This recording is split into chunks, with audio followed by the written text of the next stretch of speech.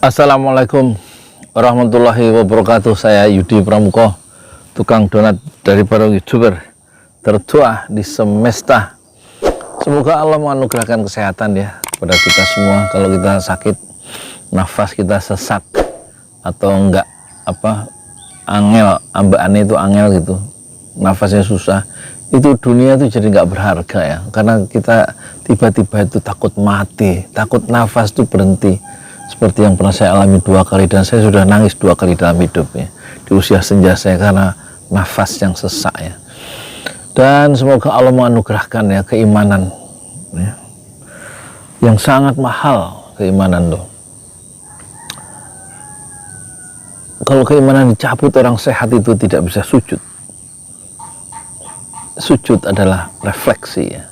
Salat adalah refleksi dari keimanan yang ada di relung hati kita, dan dengan keimanan kita itu ya, kita bertarung dalam kehidupan modern yang fana ini, dalam kehidupan yang al-hayatul faniyah.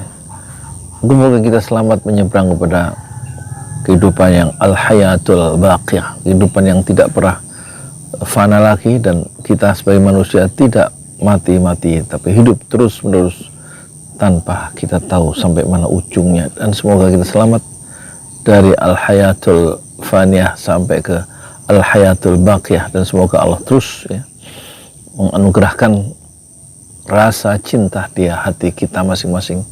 Moga-moga dengan rasa cinta itu dan keimanan dan kesehatan itu, kita terus mengawal pejabat-pejabat publik kita supaya tidak terlalu banyak melakukan deviasi, penyimpangan yang besar dan menyengsarakan rakyat ya.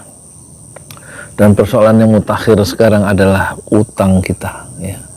Kita coba lihat dalam perspektif Islam ya, utang kita itu sudah 7.420 triliun ya. Itu berarti sekitar 410 triliun untuk cicilan bunga hutang saja 1 tahun. 410 triliun hanya untuk nyaur cicilan, belum pokoknya itu. Dan biasa kata pemerintah, hutang itu masih aman, masih 39% ya, di bawah apa itu PDB atau apa gitu, nggak ngerti, masih aman karena belum sampai 60. Aman gundulmu. Ya aman sih aman, tapi rakyat tuh kalau tambah susah hidupnya buat apa? Terus utang siapa yang menikmati, itu siapa yang bayar, kan gitu ya. Bukan soal aman, manfaat nggak untuk rakyat kecil gitu. Manfaat nggak untuk orang-orang yang termarginalkan ya.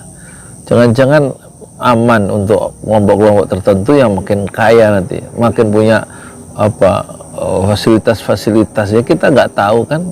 Controllingnya itu orang DPR juga semuanya koalisi pemerintah lemah ya, dari segi budgeting, controlling juga kan nggak terjadi kan ya. Ada controlling dari PKS Demokrat kan, suaranya kecil, selalu kalah di voting kalau ngambil keputusan politik di parlemen, karena sebagian besar partai-partai politik itu menjadi temannya pemerintah ya. Mereka TST lah, tahu sama tahu. Jadi persoalan utang ini akan persoalan yang diwariskan pemerintah sekarang kepada Anies. Itulah tragedinya Anies Baswedan, dia mewarisi utang yang besar ya. Dan itu akan menghambat ya cara dia nanti untuk membela rakyat. Itu harus ada pos-pos anggaran yang dia kurangi. Mungkin yang akan dia kurangi adalah proyek IKN yang kemarin diumumkan, diobral oleh Pak Jokowi. Karena IKN itu membebani juga APBN sampai 21% menurut undang-undang ya, 19 sampai 21%. Dibiayai oleh kita juga, yang kita nggak setuju tetap dipaksa untuk membiayai, dan dibikin satu peraturan 13 pajak untuk IKN, termasuk pajak balik nama motor tuh, balik nama motor, pajak burung walet dan lain-lain, yang 13 itu. Nah ini tampaknya Anies Baswedan, dan kalau jadi presiden dia akan berpikir ulang, akan melakukan changing ya, perubahan-perubahan sebagaimana dia ungkapkan dalil dia. Kalau jadi presiden itu ada continuing dan changing ya. Continuity, keberlanjutan dari proyek-proyek sebelumnya yang dipimpin oleh presiden sebelumnya, dan changing, ada perubahan di sana sini. Mungkin dalam proses continuity itu, keberlangsungan pembangunan proyek-proyek yang dilakukan di Pak Jokowi, mungkin juga ada perubahan secara internal ya dalam proyek itu, atau mungkin dihapuskan sama sekali. Nah, itulah yang disebut perubahan mungkin. Itu yang diucapkan continue dan changing itu diucapkan oleh Anies Baswedan di Nasdem Tower waktu tanggal 3 Oktober saat dia dideklarasikan oleh Partai Nasdem sebagai calon presiden 2024 ya. Dan kemudian pos yang akan dihilangkan lagi mungkin adalah kereta cepat ya, yang memakan biaya ya mungkin balik modalnya lebih dari 40 tahun dan belum kelar-kelar, justru membengkak ya di tangan Cina itu setelah Jepang menolak proyek itu kan karena memang tidak visible, tidak perlu dilanjutkan, tapi datang Cina dengan tawaran yang menggiurkan ya, B2B bisnis BUMN Cina dan BUMN Indonesia. Tapi ternyata Luhut diperintahkan untuk mengurusi itu dan dikeluarkan peraturan pemerintah atau apa namanya, peraturan presiden, sehingga masuklah ya, pembiayaan itu sebagian lewat APBN. Jadi memberatkan lagi tuh kereta Cina, kereta api cepat Bandung Jakarta ya, Indonesia Cina dengan proyek IKN. Mungkin ya, saya nggak tahu, ini kan omongan tukang donat yang nggak yang kurang informasi secara lengkap ya. Itu persoalan-persoalan yang akan dihadapi, dan itu berarti kalau persoalan yang proyek oligarki semacam itu yang didukung oligarki ya, yaitu kereta api cepat Cina dan juga IKN, itu berarti nanti Anies Baswedan akan menghadapi persoalan yang serius, yaitu dia bagaimana harus bisa duel terhadap kekuatan oligarki yang nyata dan mencengkram Indonesia. Belum lagi tantangan global yang dia juga harus melakukan duel ya terhadap kekuatan-kekuatan kolonial baru yang kemudian membungkus dirinya sebagai apa ya, semacam inilah sistem kapitalisme global yang masih terus bekerja ya sebagai anak cucu Romawi. Nah, ini tidak mudah ya presiden baru yaitu Anies Baswedan. Kemudian yang terbaru tentu adalah kemarin ada sejumlah mantan Kapolri sekitar 7 orang itu, Dai Bahtiar, jenderal-jenderal semua itu, Badudin Haiti, kemudian Khairuddin siapa, Pak Kapolri itu datang ke Mabes Polri, tapi Kapolri yang mantan yaitu yang itu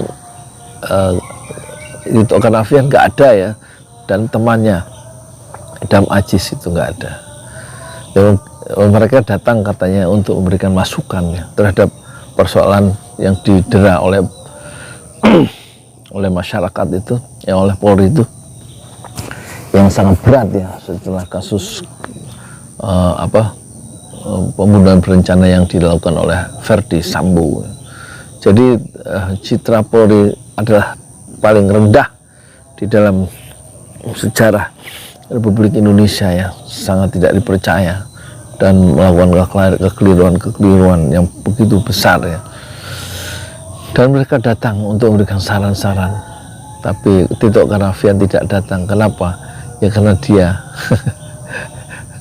tentu dia malu hati akan datang ya, karena persoalan dia munculkan sejak dia menjadi pemimpin ya, yaitu membentukkan Satgasus ya di bawah Tito Karnavian yang tidak ada anggarannya dari APBN. Jadi anggaran itu dicari sendiri, yang konon kemudian oleh pengamat itu dikaitkan ya, diasosiasikan Satgasus itu dengan judi online dan juga persoalan narkoba ya, transaksi narkoba. Kita nggak tahu, tapi itu pengamat ngomong begitu, sehingga di zaman Kapolri sekarang yang kemarin diberikan satu pandangan-pandangan oleh mantan Kapolri itu, Satgasus itu dibubarkan tanpa pertanggungjawaban tujuannya apa, anggarannya berapa. Nah, itu kan tidak bisa dikoreksi oleh DPR kan, karena anggarannya nggak ada dan tidak ada yang berani mengkoreksi atau DPR mungkin tidak berani mempersoalkan Satgasus ya, karena kata ahli ada sejumlah aliran dana dari Satgasus itu mengalir sampai jauh termasuk sampai parlemen dan sampai ya begitulah ya. Nah ini persoalan yang diwariskan oleh Pak Jokowi tentang apa demoralisasi yang dahsyat di Polri itu dengan kasus yang besar ini ya, itulah yang dihadapi oleh Anies nanti. Dan Polri tidak mewariskan yang indah, termasuk pembunuhan 6 laskar Front Pembela Islam yang dilakukan oleh katanya oleh Satgasus itu, yang waktu itu dipimpin oleh Verdi Sambo di kilometer 50 oleh timnya lah itu. Itu juga akan menjadi apa pelanggaran hak asasi manusia atau unlaw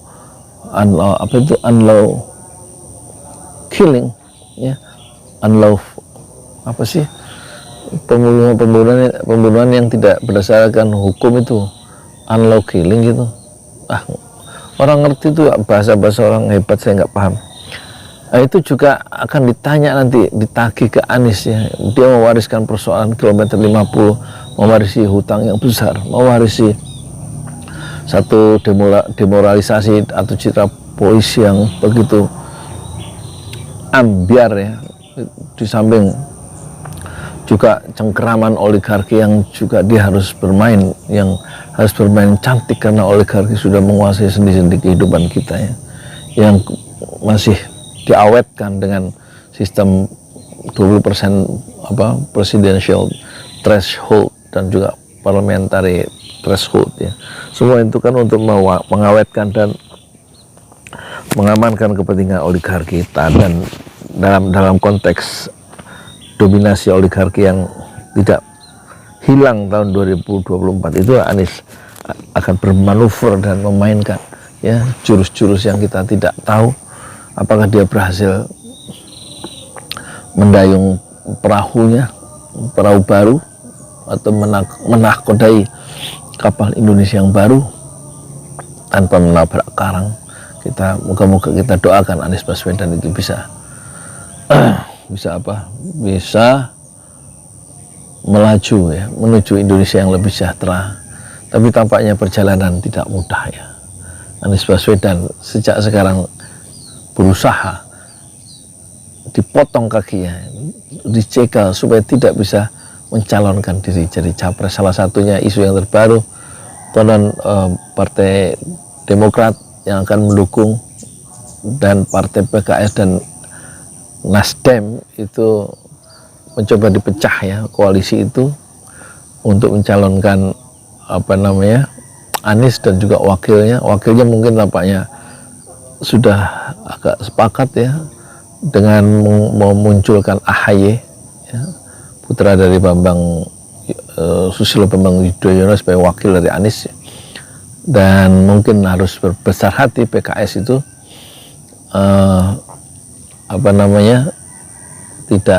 tidak memaksakan calon wakil presiden dari PKS, yaitu gubernur 2 periode yang sangat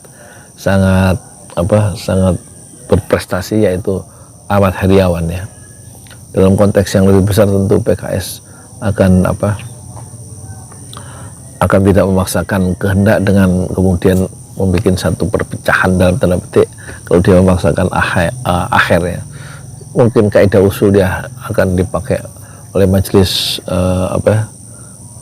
majelis syuro itu ya, darul mafasid muqaddamun ala jalbil masalih, menghindarkan mafsadat muqaddamun ya, lebih diprioritaskan daripada mengambil manfaat. Mungkin lebih baik akhir mundur dan membiarkan wakil presidennya adalah AHY. Tetapi musuh-musuh politik Anies masih mencoba mencari celah bagaimana menjegal atau memisahkan, menarik PKS dari koalisi itu, sehingga Anies tidak punya tiket ke capres karena kursinya kurang dari 20%. Kalau PKS berhasil disedot ya, dan konon fitnahnya, kabarnya PKS itu ditawari 2 menteri di kabinet kalau dia mau menarik diri dari koalisi ya, dan tidak bergabung dengan Partai Demokrat dan Partai Nasdem ya.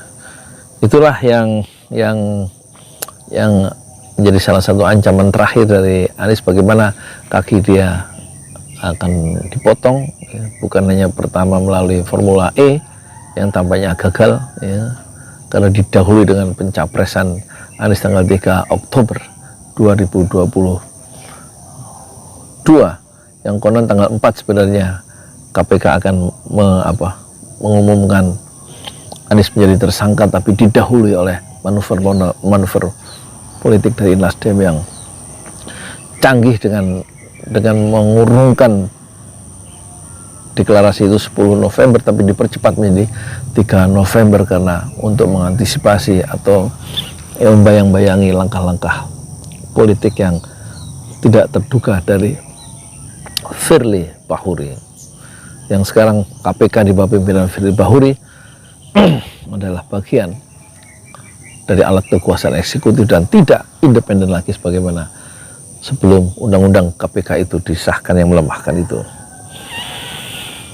Ya, akan ada trik-trik baru kita nantikan karena semua partai termasuk PDIP sudah hampir limbung, tidak punya calon yang bisa menandingi Anies, begitu juga Prabowo.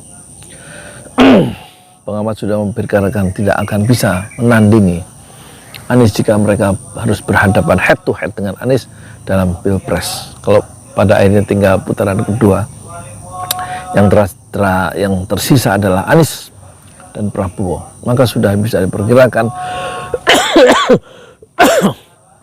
Anies tetap yang akan menjadi pemimpin bangsa 2024 di masa depan.